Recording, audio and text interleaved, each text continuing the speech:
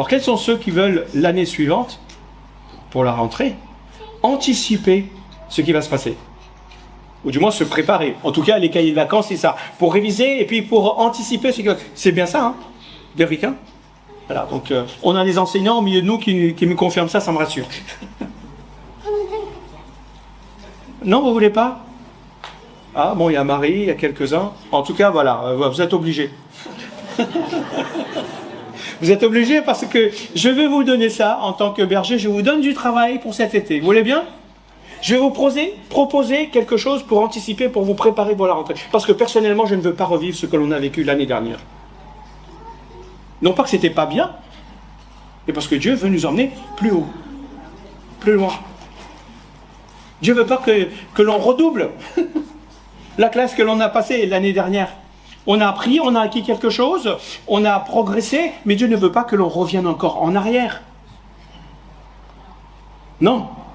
Eh bien, pour ça, il va falloir qu'il y ait certaines choses soient mises en place. Donc pour ça, il va falloir se préparer. Parce que cette période estivale, effectivement, cette période d'été, est souvent considérée comme une parenthèse. On fait une parenthèse. Ouf, on va ralentir, on va se reposer, on va mettre des projets en attente pour la rentrée. Pourtant, je crois que Dieu veut utiliser cette saison de vacances non seulement pour nous accorder du temps de repos, de ressourcement, de renouvellement, mais aussi pour nous préparer à quelque chose de nouveau en vue de la rentrée. Voilà pourquoi. Voilà pourquoi, tu peux me lancer la première diapo, merci. Trésor. Voilà. Qu'est-ce que vous voyez là? La croix. Alors, la croix, c'est une nouvelle dimension. Vous allez dire, mais qu'est-ce qu'il nous raconte? Qu'est-ce qu'il nous raconte? Bon, on va le lire, puis après, on va en parler. Une nouvelle dimension. Pourquoi? Parce qu'il ne faut pas qu'on revive la même dimension que l'année dernière. Vous êtes d'accord avec ça? Si vous êtes en CM2, la saison suivante, c'est quoi? Vous rentrez au collège. Normalement. C'est bien. Peut-être qu'il y en a certains qui voudront rester en CM2 parce qu'ils disent « Ouais, je suis bien confortable. » Parce que lorsque je rentre en 6e, il y a un peu plus d'autonomie que je dois mettre en action.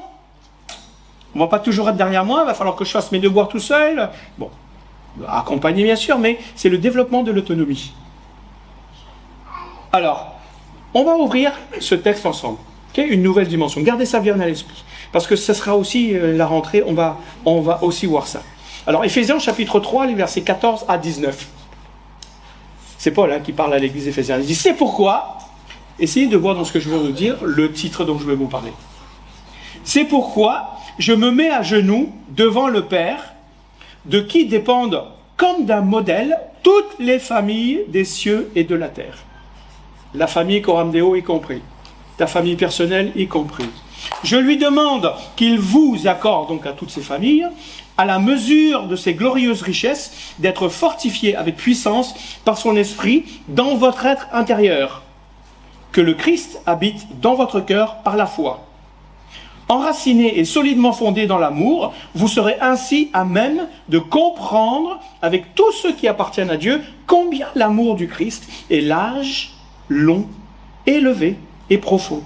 Oui, vous serez à même de connaître cet amour qui surpasse tout ce que l'on peut connaître. Et vous serez ainsi remplis de toute la plénitude de Dieu. Est-ce que vous avez vu les dimensions dedans? Oui? Ah. Alors dans cette prière, qu'est-ce que Paul demande? Eh bien, Paul demande que les croyants soient fortifiés, que les croyants d'Éphèse, donc nous aussi, qu'ils soient fortifiés intérieurement par le Saint-Esprit, parce que c'est le Saint-Esprit qui nous... Le Saint-Esprit nous a été donné comme étant une puissance pour nous fortifier, et que nous puissions, pourquoi, en étant fortifiés par le Saint-Esprit, découvrir l'amour de Dieu, l'amour de Christ, dans toute sa largeur, sa longueur, sa hauteur et sa profondeur. Et que nous soyons remplis, donc, de ces dimensions. De quoi? De toute la plénitude de Dieu. Ce n'est pas une petite demande, frères et sœurs. Donc ce que je vous demande là, non plus, ce n'est pas une petite demande, ce que je vais vous partager. Ce n'est pas une petite chose. Paul prie, il ne prie pas, il prie pour ça, mais il ne prie pas simplement pour une amélioration spirituelle. Souvent, on parle, les hommes disent, ah ben oui, il faut que l'homme soit amélioré. L'homme 2.0, amélioré. Non, Dieu ne veut pas nous améliorer de façon spirituelle. Il ne veut pas nous rajouter des bénédictions supplémentaires. Ce n'est pas simplement ça que Dieu veut. Ce n'est pas ça que Paul demande ici. Il demande aux croyants d'entrer dans une expérience, dans une communion plus profonde de Dieu. Ça, c'est le fondement donc de cette nouvelle dimension. Donc, il est important de remarquer que Paul ne commence pas sa demande n'importe comment. Il ne demande pas aux chrétiens d'être plus actifs, de faire beaucoup plus de choses, d'être plus visibles, d'être plus performants. C'est ce que l'on voudrait. Non, il leur demande d'abord quoi? Que nous soyons fortifiés dans l'être intérieur. Tout commence par là. Autrement dit, la vraie croissance, la vraie progression, le vrai progrès commence là où personne ne te regarde. Dans le lieu secret de ton cœur, de tes pensées. Dans cette partie de cette partie de toi où se forment tes pensées, tes motivations, ton cœur, tes choix, puis ta manière de répondre à ce que Dieu te demande. Donc ça, c'est une leçon précieuse que le monde a besoin d'entendre et que nous avons besoin à notre époque d'entendre. Pourquoi? Parce que bien souvent, on nous pousse, on est pressé de tous les côtés, que ce soit au travail, qu'on se demande à produire des résultats, à produire des résultats extérieurs. Nous voulons que les choses changent rapidement autour de nous. Il faut que les choses changent rapide. Dès qu'on fait ça, il faut qu'il y ait un résultat. Il faut que ça change dans mes circonstances. Il faut que ça change dans mon travail. Il faut que ça change dans ma famille. Il faut que ça change dans mon ministère, dans le service. Il faut que ça change dans tous mes projets. Il faut que ça change, Seigneur. J'en ai marre. Mais Dieu commence fréquemment. Oui, Dieu veut changer les choses. Mais ça commence systématiquement. Et Dieu commence par changer d'abord ce qu'il y a à l'intérieur de toi. Il va élargir ton cœur avant d'élargir ton territoire. Il va approfondir ta foi avant d'augmenter ta responsabilité. Ouais, parce que sinon, tu ne pourras pas le porter. Il va fortifier tes racines, d'abord, avant de te permettre de porter davantage de fruits. Sinon, les fruits seront mauvais. Donc, avant de parler de cette nouvelle dimension, il faut préciser ce que j'entends par là. Qu'est-ce que ça veut dire, ce mot de dimension? Vous savez, lorsqu'on entend ça aujourd'hui, on voit tout de suite les super théories mystérieuses, les univers parallèles, 4e, 5e, 6e, et aujourd'hui on est arrivé à 10, 11 dimensions. Là, on spécule au niveau de la physique pour dire, ah bah oui, il y a toutes ces dimensions. Non, je parle d'une réalité spirituelle, frères et sœurs. Une vie que Dieu veut élargir, que Dieu veut approfondir, que Dieu veut conduire vers plus de maturité, plus de responsabilité, plus d'engagement, plus de sérieux dans ce que l'on fait. Donc, ce mot dimension renvoie donc à l'idée donc de mesure dans différentes directions. Regardez la croix, la hauteur, la largeur et profondeur. Donc, pour connaître la dimension d'un objet, qu'est-ce qu'on fait? On observe sa longueur, donc sa largeur, sa hauteur, et parfois sa profondeur. Autrement dit, on ne regarde pas qu'un seul aspect. On considère l'ensemble de tout ça. Je prends un exemple. Une armoire. Ça peut être quelque chose de solide, très belle armoire, mais si ces dimensions ne correspondent pas à l'espace qui est disponible chez vous, elle ne trouvera pas sa place. N'est-ce pas? Il vient de sortir, ça me rappelle, parce que Adam et Marie ont emménagé. Ils ont acheté quelque chose pour mettre dans leur douche, dans leur salle de bain. Super beau, tout impeccable. Je fais livrer, on le dépose dehors, etc. Le livreur, il repart. Je dis, bon, on va le mettre à sa place bientôt. Le jour où il a fallu le remettre à sa place dans la salle de bain pour l'installer, impossible. Ça rentrait par la porte, mais on ne pouvait pas le monter à l'étage. Impossible de le faire passer par la fenêtre à l'extérieur. Impossible. Les dimensions ne correspondaient pas. Qu'est-ce qu'il a fallu faire? On ne pouvait pas le rendre. Il a fallu le vendre. De la même façon, vous savez, Dieu ne regarde pas simplement ce que nous avons ou ce que tu as fait. Dieu ne regarde pas ça. Il regarde à l'espace que sa présence prend dans ta vie. Sa présence réelle dans ta vie. Tu peux posséder beaucoup de choses et manquer d'espace intérieur pour Dieu dans ta propre vie. Eh ouais. Tu peux avoir un agenda bien rempli d'activités. Tu peux avoir plein de responsabilités. Plein. Et tu les assumes bien. Une vie extérieure bien organisée, un bel agenda, etc. Et cependant, garder des zones fermées à l'action du Saint-Esprit dans ta vie. Et ce n'est pas forcément des grandes choses. Donc, parler d'une nouvelle dimension, comme c'est le cas ici, c'est donc accepter de poser une question simple, mais une question exigeante. Voilà pourquoi je vous disais, c'est un travail dur que je vais vous donner. Seigneur, quelle place est-ce que tu occupes réellement dans mes décisions, dans mes réactions, dans mes projets, dans mes priorités? Quelle place est-ce que tu occupes? Quelle est la dimension de ta présence dans ma vie? Donc pendant cet été, ce que je vais vous proposer, c'est pas simplement nous contenter donc d'attendre la rentrée en se prélassant, en disant Seigneur merci pour le temps de repos que tu me donnes, mais faisons de ces semaines qui va se passer un temps de préparation intérieure, afin que Dieu puisse élargir notre vision, fortifier notre foi, préparer notre cœur et notre zèle pour ce qu'il veut accomplir dans les mois à venir, dans notre vie, dans notre famille et dans l'Église. Le repos, vous savez, tout à l'heure j'ai entendu, oui bien sûr, le repos c'est nécessaire, Dieu nous demande de le reposer. Mais ce n'est pas nécessairement l'absence d'activité. Le repos peut devenir un espace justement où Dieu réoriente notre regard. D'ailleurs, le sabbat, ce temps de repos, c'était pourquoi? Pour être en communion, pour laisser nos activités, pour être en communion avec Dieu et avec les autres. Pour maximiser le temps que l'on donne à Dieu. Donc dans le calme, vous savez, on entend parfois mieux ce que les bruits de notre quotidien ou de nos occupations nous empêchent de discerner et d'interpréter. Oui, on est pris dans beaucoup de choses. Donc, dans un moment de pause, vous savez, dans les psaumes, souvent vous voyez ça, pause, c'est la pause. Ça veut dire, arrête-toi un moment et pense à ce que tu viens de chanter. Arrête-toi un moment, pense à ce que tu viens d'entendre. Et c'est à ce moment-là que le Seigneur peut mettre en lumière ce qui doit être renforcé dans notre vie, ce qui doit être corrigé ou ce qui doit être même abandonné. L'été peut devenir non pas une fuite pour plonger pour aller chercher du repos, mais un rendez-vous avec Dieu que tu n'as peut-être pas forcément au courant de l'année. Donc lorsque la rentrée va arriver, frères et sœurs, certains ne reprendront pas simplement leurs activités habituelles. Mon désir, c'est que nous puissions reprendre les choses avec un cœur renouvelé, avec une foi plus solide, avec un service plus sérieux, plus zélé, dans une nouvelle dimension dans notre marche et dans notre service pour Dieu.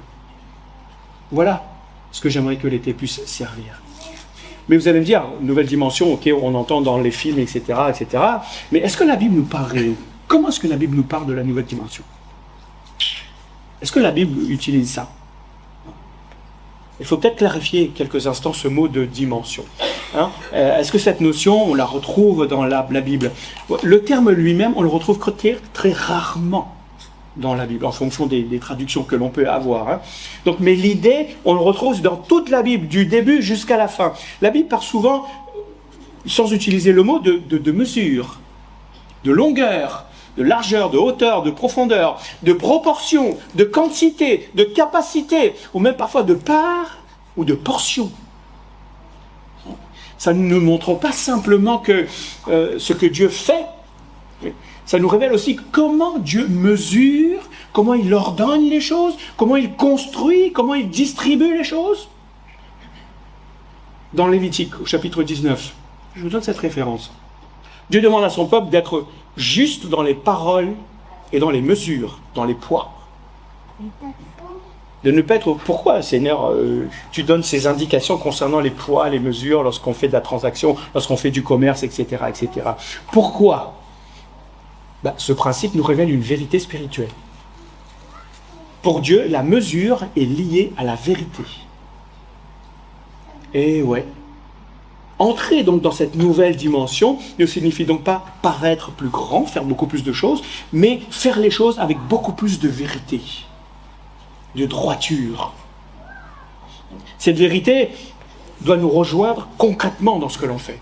Parce qu'il est impossible d'avoir une image, parce qu'il est possible même d'avoir une image spirituelle, c'est l'extérieur, une corrupte.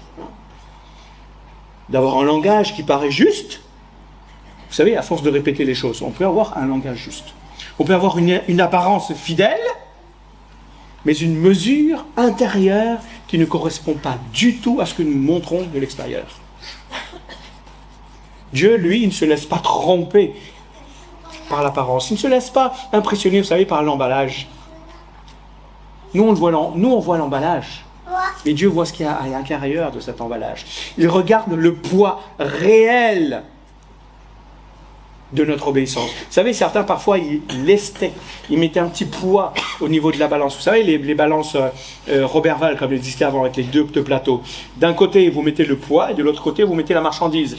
Pour montrer que si c'est équilibré, c'est bon. Vous avez le poids qu'il faut. Il y a certains lestaient. Par en dessous, ils collaient certains poids, et qui ne se voyaient pas. Dieu le voyait ici. Tu pourras tromper tout le monde, mais tu ne pourras pas tromper Dieu, en fait. Dans ce que tu fais, ni dans ce que tu dis. Donc, Dieu, lui, ne se laisse pas tromper par ça. Il regarde le poids réel de notre obéissance, de notre sincérité, de notre amour, la vérité de notre consécration. Il ne suffit pas simplement d'avoir des choses extérieures, mais Dieu regarde sincèrement ce qu'il y a à l'intérieur. C'est pourquoi une nouvelle dimension, ça commence par un retour à l'authenticité, peut-être à des petites choses simples, mais qui montrent l'authenticité. Parce que ce même principe apparaît dans la construction du temple de Salomon, par exemple. Pourquoi Seigneur, tu nous donnes toutes ces dimensions, et des dimensions bien précises, pour faire l'arche de telle et de telle dimension, pour mettre les choses de telle et de telle dimension. Toutes ces pierres, les poutres et toutes les différentes parties du bâtiment sont soigneusement mesurées, pesées, précises. Il n'y a rien de vague, rien d'improvisé avec Dieu. Quand Dieu construit, il le fait avec ordre, avec précision, avec harmonie. Cette précision, frères et sœurs, ça nous parle donc de construction. On ne bâtit pas une vie solide sur l'improvisation. Tu improvises tous les jours. Tous les jours, tu fais quelque chose de nouveau. C'est ça, l'improvisation. Ou tu fais les choses de façon très ponctuelle. La foi a besoin d'un élan, d'une continuité. Ça a besoin de fondation. La prière, la parole de Dieu, la fidélité, la communion fraternelle, l'obéissance dans les petites choses sont comme ces pierres que Dieu ajuste les unes avec les autres. Les petites choses. Pardonnez-moi, je vais reprendre ce que Adam a dit vendredi. Soyons à l'heure. Ces petites choses-là montrent vraiment ce qu'il y a à l'intérieur. Nous pouvons avoir de belles paroles, de belles prières, de beaux conseils, etc., etc. Mais cette petite chose-là montre beaucoup plus. En bon entendeur, salut. Ces petites choses montrent, et c'est ça que j'aimerais aussi voir changer dans notre quotidien, et pour la rentrée aussi. Une nouvelle dimension ne se résume donc pas à des moments forts. Elle se construit par des petites choses dans la durée, avec ordre et persévérance. Dans Apocalypse 21, là on arrive vers la fin, Apocalypse 21, c'est quoi? C'est les nouveaux cieux, la nouvelle terre. Donc Jean va décrire la Jérusalem céleste avec longueur, une largeur et une hauteur égales. Vous avez déjà vu ça? À quoi ça correspond? Une largeur, une longueur et une hauteur égales. C'est quoi cette forme géométrique? C'est un cube. Vous avez déjà vu une ville comme un cube? Qu'est-ce que Jean veut nous dire par là? Ces mesures expriment la perfection, frères et sœurs. L'équilibre, la plénitude, la stabilité. Donc, lorsque le mot dimension n'est pas explicité, il n'est pas utilisé, donc la réalité spirituelle, elle est bien présente. De la Genèse jusqu'à l'Apocalypse. Le psaume 133, David nous dit quelque chose d'extraordinaire. Enfin, 133, le psaume 133, il nous dit, l'huile descend. Il est bon pour des frères et des sœurs de demeurer ensemble, car c'est là où Dieu répand sa bénédiction. Pas parce que les frères et les sœurs sont réunis ensemble, parce que la présence de Dieu est là. C'est là où Dieu répand sa bénédiction. Des frères et des sœurs peuvent être réunis ensemble sans pour autant que la bénédiction de Dieu descende. Donc, à ce moment-là, l'huile descend sur la tête d'Aaron jusqu'au bord de ses vêtements. Vous voyez l'onction? L'huile, c'est l'onction. L'onction ne reste pas limitée à des points précis. Simplement ton écoute, simplement à ce que tu vois, simplement ce que tu dis ou ce que tu fais. Elle s'étend, elle couvre toutes les couches de la personnalité, tout ton être entier. Être intérieur, être extérieur. C'est une image forte frères et sœurs, de l'œuvre de Dieu qui veut atteindre toutes les dimensions de notre vie.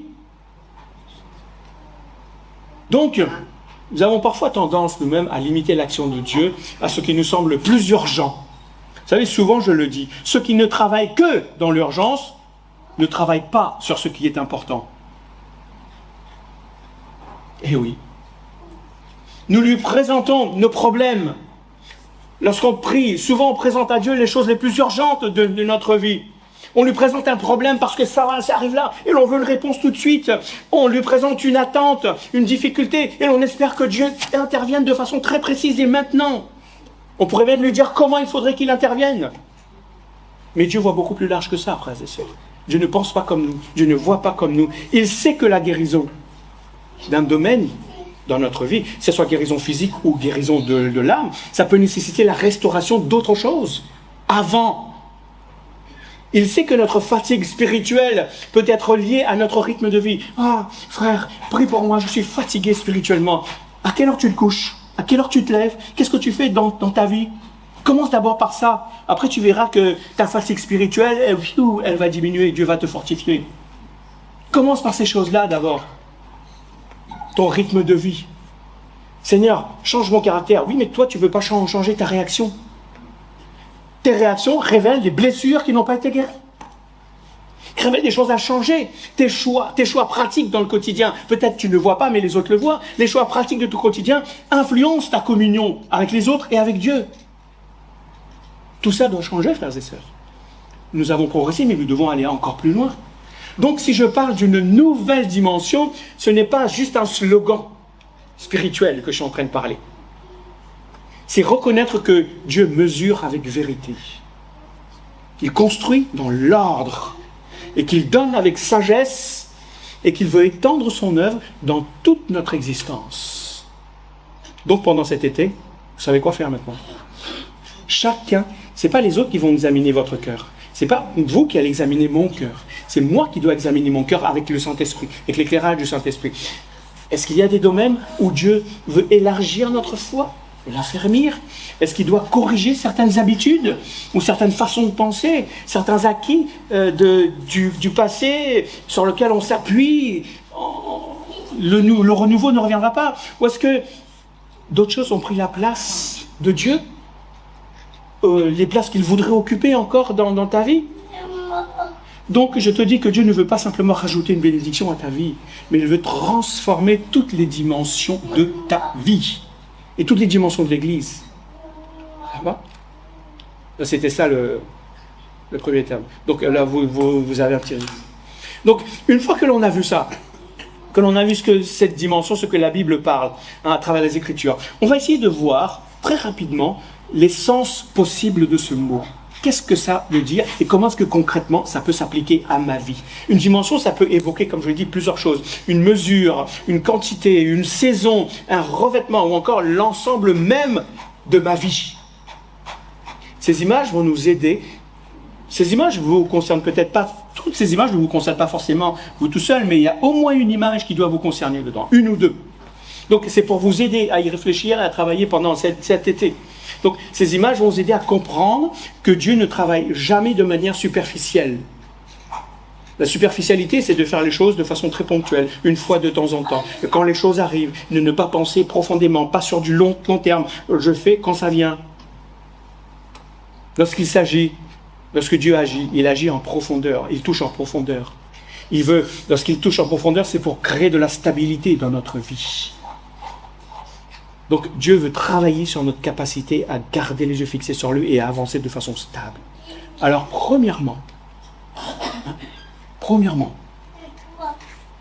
c'est quoi cette première dimension? Cette première dimension, c'est une mesure. Ah non, je suis arrivé à 2 là. Ah ouais. C'est une mesure de quantité, mais c'est aussi de la qualité. Aussi bien l'un que l'autre. Donc Dieu ne veut pas seulement augmenter ce que nous avons ou ce que nous faisons. Il veut aussi purifier, il veut affermir, il veut élever, il veut faire grandir ce que nous vivons en quantité, mais surtout en qualité. Parce qu'une bénédiction plus grande sans un cœur qui est solide eh bien ça peut devenir un poids, frères et sœurs. Un poids. Une croissance juste extérieure, sans la maturité intérieure, ça peut devenir un danger. Imaginez un enfant de 18 ans qui réagit encore comme un bébé. Qu'est-ce qui se passe? Il faut donc faire attention à notre manière de définir le progrès, la croissance, l'avancement. Pour Dieu, avancer, ça ne signifie pas toujours faire plus. Parfois, avancer, c'est devenir plus stable dans ce que je fais, plus paisible, avec un cœur en paix. Donc, parler davantage avec douceur. Même si je suis un peu aimant, je parle avec douceur, hein? Non? Hein? Ou je dois parler encore? Est-ce que la douceur, c'est ça? Non. Ah, vous me rassurez. Donc, c'est apprendre à dire non dans tout ce qui nous disperse. Il y a tellement de choses qui nous dispersent. C'est être capable de rester fidèle sans chercher les applaudissements. Ouais, bravo, super, t'as été bien. C'est porter une responsabilité avec moins d'orgueil, avec plus de dépendance, avec moins, pardonnez-moi, d'excuses, mais avec plutôt d'assumer sa responsabilité. La quantité, la qualité spirituelle est souvent non visible. C'est moins visible en tout cas que la qualité, que la quantité, mais elle est beaucoup plus déterminante. Dans le psaume 39, là c'est David qui dit, il dit, Seigneur, fais-moi connaître la mesure de mes jours. C'est le mot qu'il utilise. Il ne demande pas simplement, en fait ça veut dire quoi? Il ne demande pas simplement de connaître la durée de sa vie, mais d'en saisir vraiment la véritable valeur pour bien l'utiliser. Il va apprendre à employer son temps avec sagesse. Frères et sœurs, nous n'avons pas tous le même compte en banque. Ça, vous serez tous d'accord pour le dire. Mais nous avons tous le même compte d'heures, de minutes et de secondes par jour. Tout être humain a le même quota. Qu'est-ce que l'on en fait? Comment est-ce que l'on gère cela? Je dis oui, quand j'entends quelqu'un me dire « Ah, j'ai le temps », la première des choses qui me vient à l'esprit, c'est que cette personne ne sait pas gérer son temps.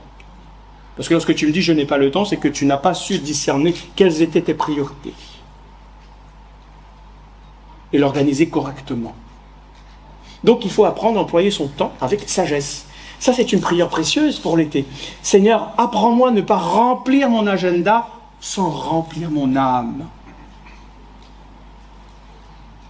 Cette prière de David, donc là, nous invite à une forme quand même de clarté, de discernement, de lucidité. Vous savez, nos jours ne sont pas infinis, frères et sœurs. Non. Nos forces ne sont pas illimitées non plus. Même Samson, qui était l'homme le plus fort que cette planète ait connu, ses forces n'étaient pas illimitées. Notre temps n'est qu'un repos qui nous est confié par Dieu. Apprends-nous à bien compter nos jours, disait Moïse. Si nous ne l'utilisons pas avec sagesse, nous risquons de dépenser beaucoup d'énergie pour des choses secondaires et négliger de pouvoir porter du fruit pour ce qui est éternel. Amassez-vous des trésors dans le ciel, dit Seigneur Jésus. Pourquoi? Parce que vous allez le retrouver pour l'éternité. Là où la rouille et les vers et tout ça ne rentrent pas. Entrer donc dans une nouvelle dimension, c'est donc apprendre à mieux mesurer ce qui mérite réellement notre attention. Notre société valorise beaucoup ce qui est quantité, produire davantage, etc. On essaye d'optimiser, même une partie de mon travail, c'était d'optimiser pour produire plus. Limiter les déchets, limiter le temps, mais rendre meilleur en quantité et en qualité. C'est pour produire, donc pour gagner plus. Donc c'est pour posséder plus. C'est pour réussir davantage. Mais dans le royaume de Dieu, ça ne fonctionne pas de cette façon. Le royaume de Dieu ne confond pas l'abondance avec l'agitation. Dieu peut élargir notre capacité tout en gardant un cœur dans la paix. Il peut développer notre service tout en nous faisant garder les yeux fixés sur l'essentiel et sans perdre de vue ce qui compte réellement. Donc, demandons à Dieu une mesure nouvelle, une nouvelle dimension dans la mesure, mais une mesure saine, donc plus de foi, donc mais une foi solide. Plus de connaissances, mais une obéissance plus profonde. Plus d'occasions de servir, mais un cœur humble et sérieux et exigeant. Ce que Dieu ajoute doit toujours être accompagné d'une transformation dans notre vie. Donc, si l'on prie que Dieu nous augmente notre influence, il ne lui dira pas non. Mais il faut qu'il augmente aussi ta compassion envers les autres. Si tu pries pour que Dieu augmente tes ressources, Dieu va dire, ok, d'accord, mais demande-lui d'avoir un cœur généreux. Ça va avec. Si tu pries pour plus de responsabilités, gloire à Dieu, mais demande-lui aussi beaucoup plus d'avoir plus de discipline dans ta vie, dans les petites choses. Ça, c'est important. Et de plus en plus, on discute, on parle, on réfléchit, on prie avec les responsables de l'Église. On s'aperçoit que bien souvent, c'est pas simplement ici, hein, mais ici aussi, on veut servir, mais le sérieux des petites choses ne s'y trouve pas forcément. Donc, Dieu ne veut pas simplement nous donner de quoi avancer. Il veut former en nous le caractère qui va nous permettre d'avancer de façon stable, sans nous perdre. Cette première dimension donc nous rappelle que la vraie croissance ne consiste pas simplement à avoir plus, mais à devenir davantage conforme à Jésus. Dans ce qu'ils étaient. Donc si Dieu élargit notre vie, et gloire à Dieu, il va élargir notre vie, il va élargir aussi notre amour, et de la même façon, s'il augmente nos possibilités, eh bien, il va augmenter aussi notre fidélité. Vous êtes d'accord avec ça? Ouais. Alors, le mot dimension peut aussi évoquer une autre chose. Voilà, ça c'est le petit résumé. Ça peut évoquer une part, comme je le disais, ou une portion. Ce que Dieu réserve, et ce que Dieu va confier personnellement à quelqu'un. Dans la Bible, Dieu ne distribue pas toujours les mêmes choses à tout le monde. Ce que vous avez, moi je ne l'ai pas forcément. Ce que j'ai, vous ne l'avez pas forcément. Mais il donne selon sa sagesse, selon l'appel des uns et des autres, selon le plan qu'il a pour les uns et les autres. Donc entrer dans cette nouvelle dimension, ce n'est pas recevoir la part de quelqu'un d'autre. C'est accueillir fidèlement ce que Dieu a préparé pour moi. Donc pour nous, en tant que communauté ici aussi. Il ne suffit pas de dire « Ah Seigneur, tu as vu l'autre église, ils sont ça, moi, nous aussi on veut ça. » Est-ce que c'est ça que Dieu nous a réservé? Pas forcément. Donc cette compréhension va nous protéger de deux pièges, frères et sœurs. Le premier piège, c'est quoi? C'est la jalousie. La jalousie qui va nous garder lorsque l'on regarde les autres, on va dire « Ah, il a une plus grosse part que moi, donc ça va diminuer. » C'est comme si ça allait diminuer ma part à moi. « Ah, l'autre a reçu ça, moi, elle a mis... Oh, de toi. » Et le second piège, qui est son pendant, c'est le mépris de ce que Dieu nous a donné à nous, en se disant « Oh, ma portion, elle est plus petite. Ma part, elle est plus petite. Oh, elle est insignifiante. Qu'est-ce que je vais bien pouvoir faire avec ça ?» Alors que lui, là, bon, on a l'impression qu'il a reçu beaucoup plus. Et peut-être que tu ne peux pas apporter plus. Tout simplement. Pourtant, dans la main de Dieu, une petite portion, une petite part, lorsque vous le remettez avec sérieux, avec foi, ça peut devenir le point de départ d'une grande bénédiction ou d'un fruit immense, comme la multiplication des pains, hein, où il y avait 5 pains et 2 poissons.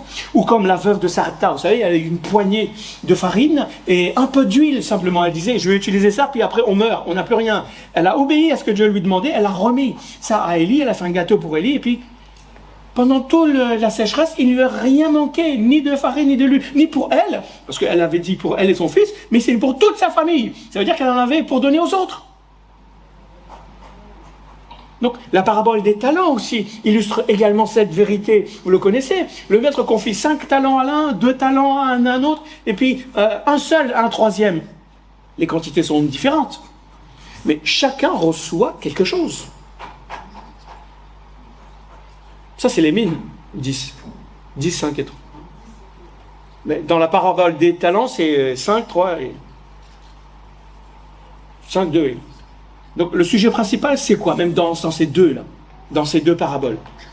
Ce n'est pas la comparaison des parts que l'on a reçues, mais c'est la fidélité avec laquelle chacun va faire fructifier ce qui lui a été confié. Le serviteur qui a reçu qu'un talent, il ne l'a pas perdu parce qu'il a fait moins bien, parce qu'il en a reçu moins que les autres. Non. Il a perdu pourquoi? Parce qu'il l'a enterré, il ne l'a pas utilisé, parce qu'il avait peur. C'est un avertissement important, frères et sœurs. Ce qui bloque parfois notre entrée dans cette nouvelle dimension, ce n'est pas l'absence de dons. On a, comme Adam le disait, Dieu nous a donné. Maintenant, il faut que l'on s'en serve. Il me semble que pour une grande part, c'est là aussi que ça manque. Dieu nous a donné. On a peur de le découvrir. On a peur de le mettre en application.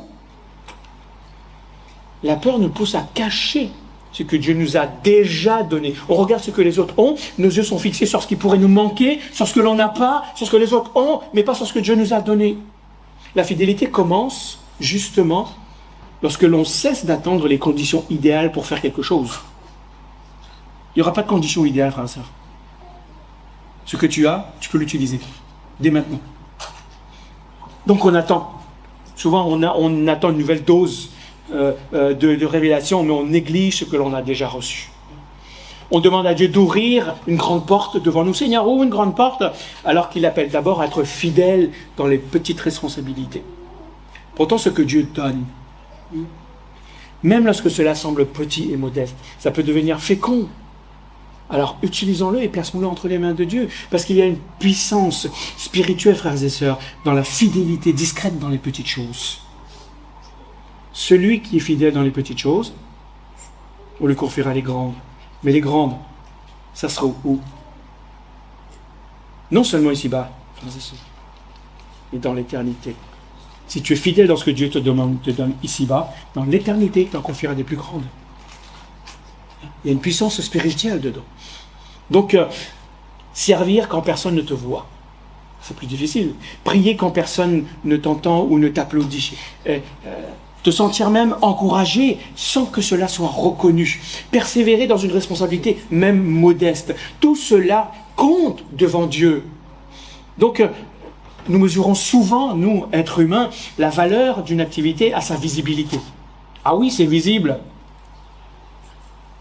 Mais Dieu mesure les choses à la fidélité avec laquelle tu accomplis ce qu'il t'a demandé. Donc la vraie question, ce n'est pas pourquoi l'autre a reçu plus que moi, mais Seigneur, que veux-tu que je fasse à ce que tu as mis entre mes mains? Est-ce que tu m'as donné? Cette question va nous libérer de la jalousie et va nous ramener à assumer notre responsabilité. Donc, si nous voulons rentrer dans cette nouvelle dimension, nous ne devons pas vivre dans la comparaison, libérons-nous de ça, mais dans la fidélité. Et si Dieu ajoute quelque chose, il le fera avec sagesse. Et ça pour un objectif même plus grand que nous-mêmes. Faire donc, de notre vie une bénédiction pour les autres et un témoignage pour sa gloire. Vous êtes d'accord avec ça?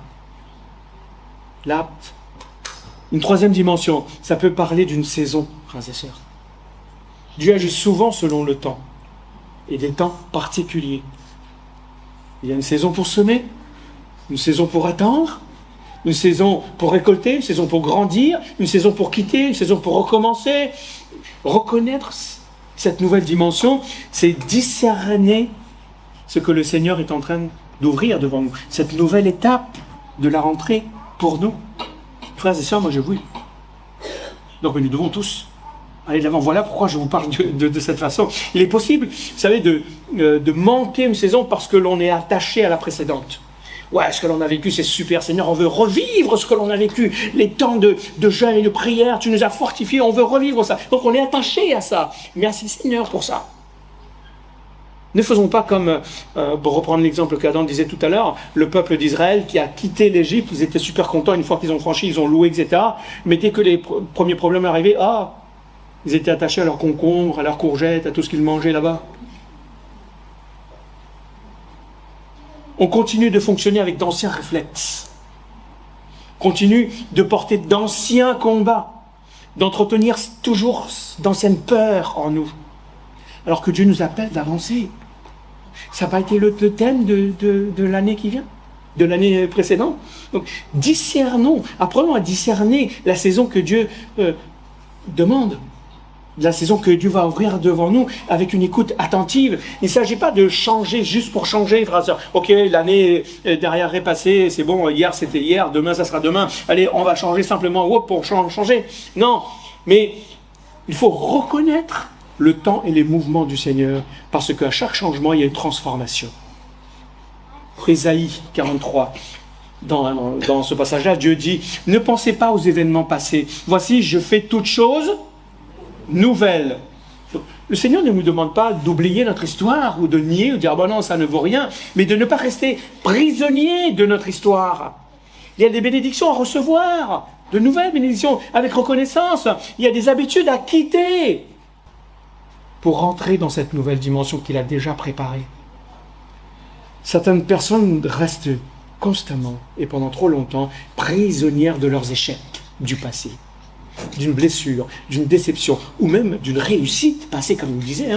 Le passé peut devenir donc une prison qui va définir ton lendemain, ton futur. Dieu ne méprise pas ce que nous avons traversé, ce que tu as vécu.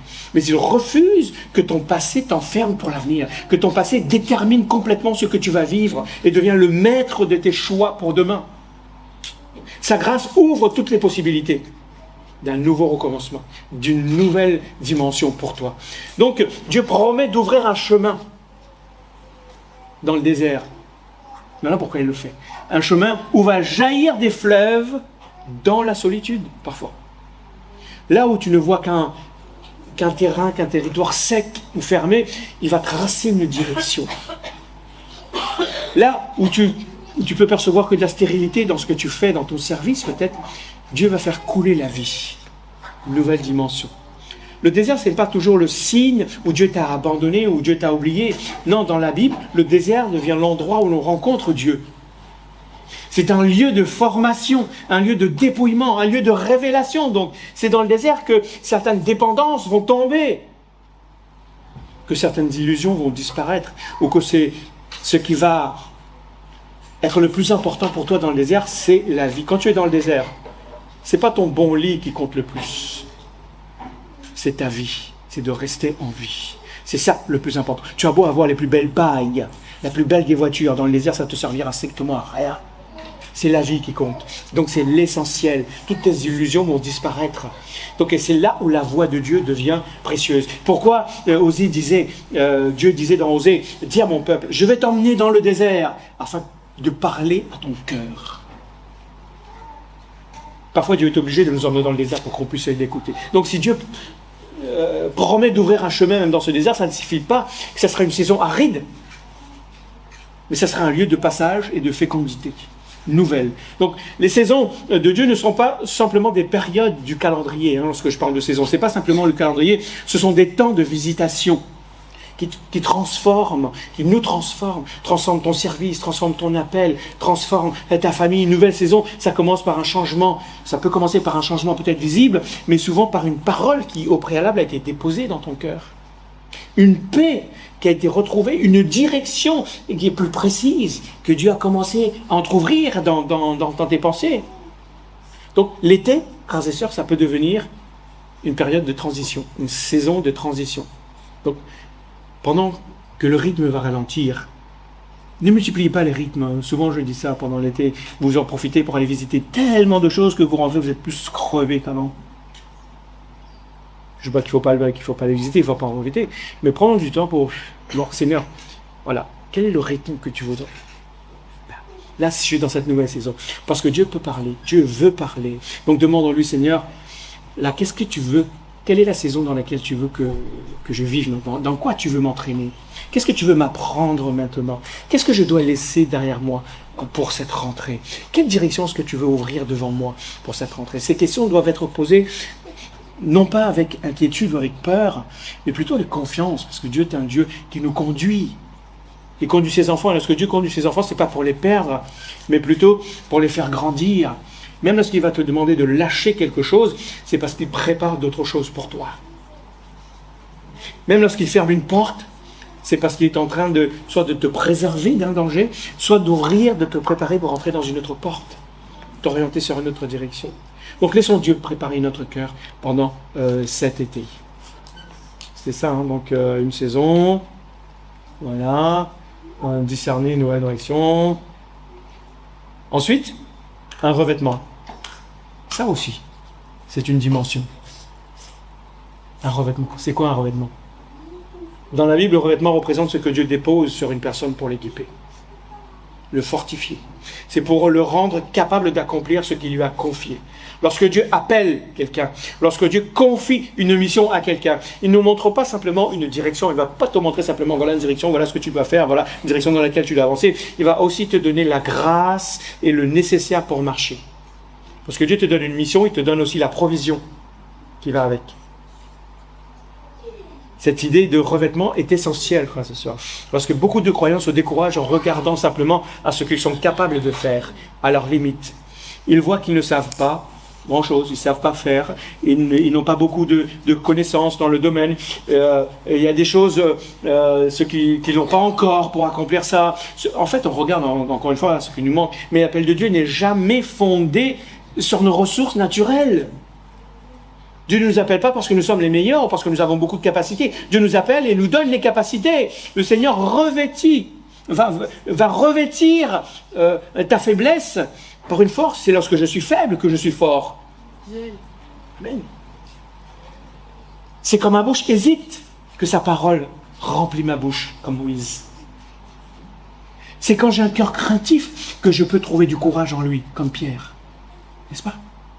Et Jésus, dans les évangiles, on le voit, dans Luc, il sort de son baptême, et l'Esprit descend sur lui, l'Esprit le pousse dans le désert, il retourne en Galilée avec la puissance de l'Esprit. Et il devint quelqu'un d'autre. Il n'entre pas dans une nouvelle phase de sa mission avec simplement de nouvelles idées, mais il rentre dans une nouvelle chose revêtue de la puissance de l'Esprit. Et cela nous enseigne que l'épreuve que nous traversons, les épreuves que nous traversons, ça peut précéder le revêtement visible. Le désert n'a pas été un temps perdu pour Jésus.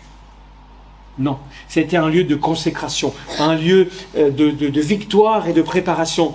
Donc, certaines difficultés que tu traverses, frère, sœur, ce ne sont pas simplement des obstacles que tu dois surmonter en disant « Seigneur, enlève-moi tout ça ». Non, ça va servir à devenir des lieux où Dieu va former ton caractère. Il va augmenter ta dépendance et ta capacité à agir.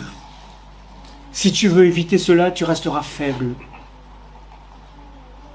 On ne peut pas porter des responsabilités de demain uniquement avec les forces d'hier. C'est pour ça qu'on a tous les jours besoin de manger, frères et sœurs. Besoin de dormir et de reposer. Nous avons besoin de la force d'aujourd'hui. Voilà, notre prière ne doit pas simplement être « Seigneur, ouvre-moi une porte ». Non. Mais Seigneur, prépare-moi à entrer dans cette porte. Revêt-moi du nécessaire pour entrer par cette porte. Parce que Dieu travaille d'abord dans le secret avant de nous faire avancer publiquement. Donc, la porte ouverte, ça ne signifie pas si le cœur n'est pas prêt. Tu ne rentreras pas dans une nouvelle responsabilité, Dieu ne te le confiera pas si tu n'es pas mature pour cette responsabilité. Une bénédiction plus grande peut révéler une faiblesse qui n'a pas été traitée. Si on te donne une responsabilité, souvent c'est révélateur. Souvent lorsqu'on pose un poids sur une colonne, eh ben, on ne voit pas toujours la faille qui est à l'intérieur de la colonne. Mais au fur et à mesure que le poids s'affaisse sur la colonne, la faille qui est à l'extérieur, la fissure apparaît de l'extérieur. C'est ça, sous le poids de la responsabilité, ce qui se passe dans notre vie. Donc, Seigneur, travaille ma patience, travaille mon humilité. Donc Dieu, si tu veux que Dieu te prépare, il va travailler tout ça. Il va travailler ta persévérance, ta stabilité émotionnelle. Il va travailler ton amour pour les autres, ta capacité à rester fidèle lorsque l'enthousiasme de départ diminue. Les circonstances de la rentrée ne seront peut-être pas faciles, frères et sœurs. Pas toutes, en tout cas. Mais une personne qui est revêtue de la puissance d'en haut, qui est revêtue de Dieu, avec cette capacité intérieure renouvelée pour pouvoir assumer cela. Donc, je ne vais pas nier les défis qui nous attendent, mais je veux que l'on puisse les affronter avec assurance, avec une assurance différente, renouvelée, en sachant que la grâce de Dieu précède les exigences de la mission. Donc, nous pouvons donc aborder l'avenir sans présomption, sans dire avec orgueil, oui, on y va, de toute façon, Dieu est avec nous, on va tout casser. Ce n'est pas ça, loin de moi cette pensée. Mais c'est avec crainte, dans la crainte de Dieu dans mon cœur. Seigneur, je vais avancer, oui, mais en étant animé de ta force, revêtu de ta puissance, pour accomplir correctement ce que tu me demandes. Donc Seigneur, c'est ça notre prière. Ne me laisse pas entrer dans la prochaine saison avec les ressources d'hier, les ressources de l'année dernière. Seulement. Bien sûr, ce que l'on a acquis, Dieu même ça. Mais renouvelle-moi par ton esprit, revêt-moi de ton esprit, donne-moi la sagesse, la patience, le courage, l'humilité, l'amour nécessaire pour accomplir tout ce que tu as préparé déjà pour l'année qui vient. D'accord? Et enfin, une dernière dimension, c'est tous les aspects de notre vie. Dieu ne veut pas simplement transformer un seul domaine de ta vie, en laissant les autres dans le désordre. Une véritable nouvelle dimension, ça touche notre foi, notre caractère, notre famille, notre travail, nos relations, nos priorités, notre gestion du temps, je le disais tout à l'heure, notre manière de servir. Ça touche tout ça. Ce n'est pas simplement ta vie à l'église, c'est toi, dans tout ce que tu es. Parce que tu es partout, ce que tu es dans ton travail, dans ta maison, à l'église, tu ne peux pas être différent ici, différent de ta maison, etc. Tout ça, tu vas finir par être déchiré en toi-même. Parce qu'il est dangereux de croire qu'une seule réussite dans ta vie va définir une vie bénie. C'est pas parce que tu as réussi dans un domaine que cela veut dire que tu as une vie qui est bénie. Parce que tu peux réussir professionnellement et être appauvri relationnellement. Et tu peux être actif dans le service et devenir quelqu'un de sec intérieurement. Tu peux gagner en visibilité, en notoriété, tout en perdant ta paix intérieure. Combien? Aujourd'hui, c'est un mot que l'on utilise, on ne veut même plus l'utiliser, le burn-out. On parle de surcharge mentale, surcharge émotionnelle, etc. Surcharge de. Pourtant, ce sont des hommes et des femmes qui sont très performants dans ce qu'ils font. Pourquoi? Parce que l'intérieur n'est pas en paix, n'est pas stable. On veut gagner en toute chose, mais on a perdu la paix intérieure. Dieu veut autre chose, une vie entièrement alignée à sa volonté. C'est l'apôtre Jean, lorsqu'il parle à son ami Gaius, il lui dit, bien-aimé, je souhaite que tu prospères à tous égards et que tu sois en bonne santé comme prospère l'état de ton âme. Hein, il lui dit à tous égards. À tous égards, ça veut dire quoi? Ça veut dire, oui, Dieu veut que tu prospères. Pas simplement que lorsqu'on entend prospérer dans notre tête, c'est avoir plus de sous, plus de biens matériels. Non. C'est pas ça d'abord que Dieu vise. C'est ton âme, prospérité. Voilà ce que Jean souhaite pour son ami. Dieu ne veut pas quelque chose de partiel. Il veut commencer d'abord dans ton âme, puis rayonner dans toute ta vie. Parce que là, c'est la source. Cette prospérité de l'âme ne signifie pas une vie sans combat, encore une fois, hein, sans problème. Ça désigne plutôt une vie dont le centre, plutôt, est fixé sur Jésus et le centre a été restauré. Une vie où Dieu a pris la première place, où Jésus trône sur le siège de ta vie.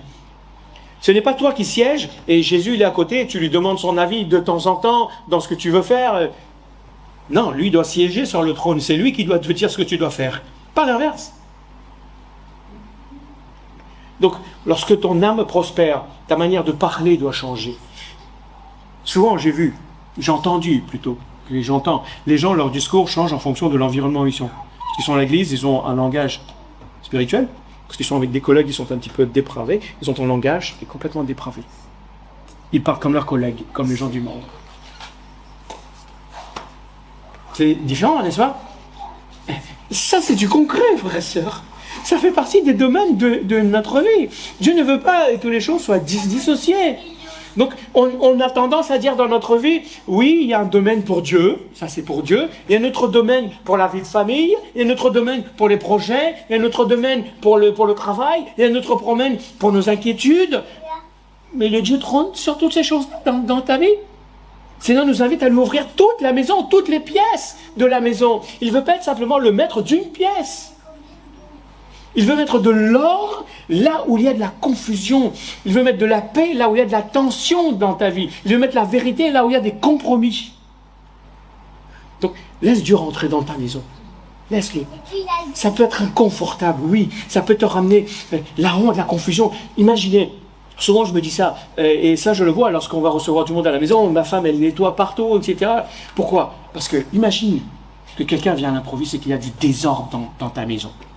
Les sacs poubelles traînent de partout. Tu vas le recevoir? Comment tu vas le recevoir? Tu vas dire, oh, mais la personne va te dire, elle va se sentir gênée, elle va dire, oh, mais c'est pas grave. Et bien sûr qu'elle va te dire que c'est pas grave. Mais moi, je crois que c'est grave. Dans notre vie, c'est comme ça. Ça se passe à l'intérieur. Les autres ne le voient pas, mais Dieu le voit. Il le considère. Comment c'est? Comment est-ce que c'est? Mais Dieu, lorsqu'il voit ça, ce n'est pas pour te condamner, frères et sœurs. C'est pour mettre en lumière ce qu'il veut nettoyer dans ta vie. Jamais pour te condamner. Jamais. Mais toi, oui, le poids de la culpabilité vient. Alors débarrasse-toi de ça. Jésus dit, je ne viens pas pour condamner, j'ai déjà pris la condamnation pour moi. Je viens pour restaurer, je viens pour nettoyer, je viens pour apporter la vérité, je viens pour apporter l'ordre là où il y a du désordre. Donc laisse Dieu rentrer. Oui, ça peut paraître inconfortable.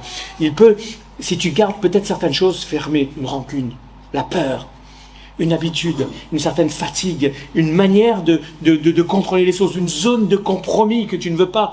Mais Dieu le voit.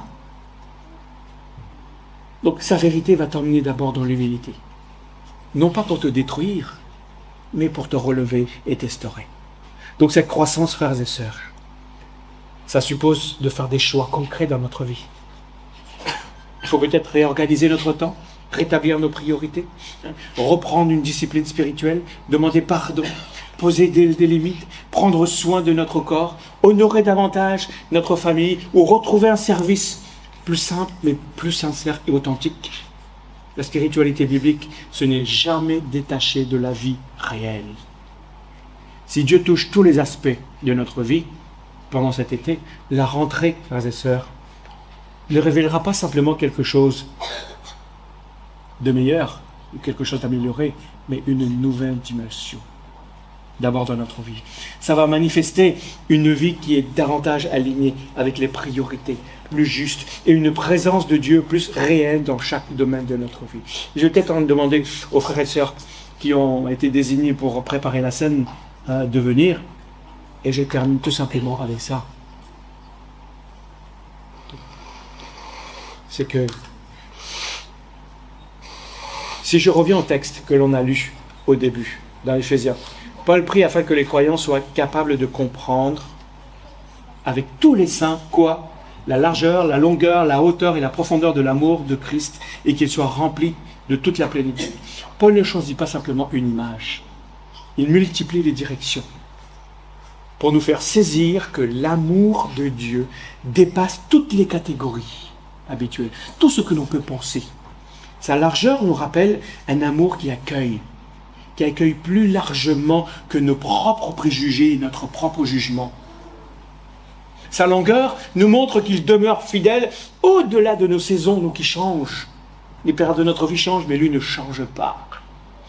Au-delà de nos lenteurs, parfois, à saisir, à comprendre, à obéir, à agir. Et parfois, on recommence. Vous savez ce qui m'a amené à ça? C'est Hébreux, chapitre 10, il dit, frères et sœurs, ne restons pas au petit lait. Essayons d'oublier tout ça. Maintenant, passons à quelque chose d'autre. Et c'est ça. Cette parole m'a fortement marqué. Seigneur m'a dit, c'est ça pour l'avenir. C'est ça pour cette année qui vient. Ne répète pas encore les mêmes choses, les choses basiques du petit lait. On doit passer à autre chose. On va se nourrir combien de temps du petit lait, frères et sœurs? Combien? On ne grandira pas. On peut boire jusqu'à 18 ans, 20 ans, 30 ans du lait, ouais, mais on n'aura pas tous les aliments qu'il faut pour assumer tout ce que Dieu nous demande. Sa hauteur va élever notre regard au-dessus de nos pensées qui sont limitées, notre vision limitée. Sa profondeur va descendre jusqu'au plus profond de nos blessures, de nos inquiétudes, de nos combats secrets et même de nos hontes parfois. Et lui, il va y apporter sa grâce. Donc, entrer dans cette nouvelle dimension, ce n'est donc pas d'abord obtenir une vie impressionnante, c'est découvrir davantage qui est Dieu. C'est ce qu'on a fait l'année qui vient. On va continuer l'année prochaine. Découvrir qui est Dieu, connaître Dieu et apprendre à vivre à partir de ça, de cette connaissance, de son amour. On demande souvent au Seigneur de changer les circonstances, n'est-ce pas? Qui n'a jamais prié pour que Dieu change les circonstances? Mais lorsque tu dis ça, Dieu veut d'abord te transformer et transformer notre connaissance de sa personne. Arrêtez, sachez que je suis Dieu. Plus nous comprenons qui il est, son amour, sa grâce, plus notre foi va s'enraciner en lui, plus notre confiance va s'enraciner en lui. Donc, plus notre manière de penser, de parler, de choisir et de servir va être renouvelée. Donc cette connaissance ne se limite pas à avoir une idée juste de Dieu. On peut avoir une idée juste sur Dieu. Paul parle d'un amour qui surpasse toute connaissance. Et pourtant, il prie pour que nous le connaissions. Il existe donc une connaissance de cœur, mais aussi une expérience intérieure, intelligente, une assurance qui nous est donnée par le Saint-Esprit, qui ne se contente pas de répéter que Dieu nous aime.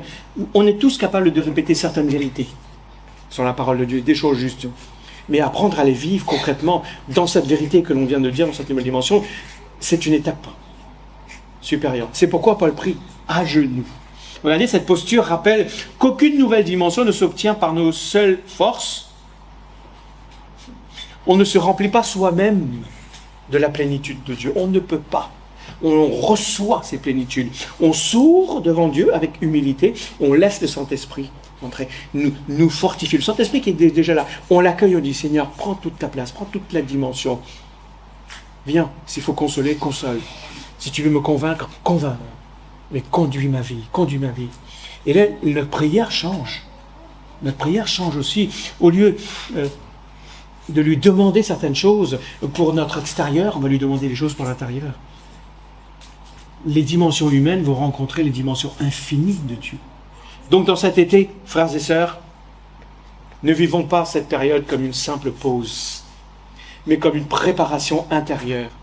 Prenons le temps de revenir à Dieu, de méditer sa parole, de déposer les fardeaux accumulés. Donc le groupe de louanges peut aussi venir, et peut-être pendant la scène, commencer à jouer de musique pour que cela puisse rentrer aussi. Ça peut être le temps de déposer certains fardeaux qui ont été accumulés pendant cette année, de laisser le Saint-Esprit élargir notre foi, réaligner nos priorités.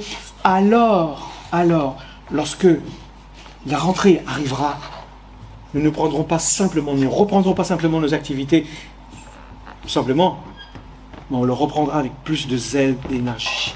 On ne reviendra pas simplement avec un cœur. Oui, Seigneur, ok, je viens avec toi avec un cœur nouveau. Non, on reviendra avec un cœur qui est déjà beaucoup plus disponible, avec une vision plus éclairée, avec une foi plus profonde pour accueillir ce que Dieu va placer devant nous et devant chacun. Ce n'est pas à la rentrée qu'il faudra décider, choisir ce que nous allons faire. Dieu va utiliser ce temps. Voilà la véritable dimension que je voulais vous partager. Et à la rentrée, on va recommencer. C'est vrai. Donc, voir quelles sont les conséquences de tout ça. Donc, une vie qui grandit dans la connaissance de l'amour de Dieu et qui tend vers cette promesse magnifique que Paul nous donne, être remplie de toute la plénitude de Dieu. Que ce soit notre prière. Seigneur, élargis non seulement nos cordages, mais élargis ma foi. Affermis mon caractère. Approfondis mon amour pour toi. Élève ma vision et conduis-moi dans la plénitude que tu as préparée. Voilà ce que je voulais partager avec vous, ce que j'avais fortement sur le cœur pour nous préparer déjà pour la rentrée.